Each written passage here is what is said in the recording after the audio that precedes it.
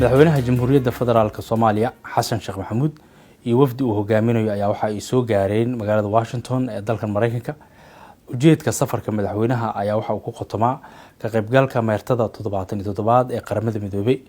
madaxweynaha ayaa inta uu dalkan ku sugan yahay waxa uu la kulmi doonaa madaxda dalkan Mareykanka oo kamid yahay wasiirka difaaca ee dalkan Lloyd Austin iyo la taliyaha amniga qaranka Jake Sullivan. sidoo kale madaxweynaha jamhuuriyadda iyo wafdigiisa ayaa golaha loo dhan yahay ee qaramada midoobay waxay hordhigayaan aragtida iyo qorshaha dowladda federaalka Soomaaliya ee la xiriira la dagaalanka saboolnimada iyo argagixisada kuwaas oo shacabka Soomaaliyeed kala soo kulmeen dhibaato xooggan. haatan la joogo xilligii laga gacan siin lahaa dowladda Soomaaliya inay dhibaatadaas ka samata bixiso dadkeeda iyo guud ahaan gobolka.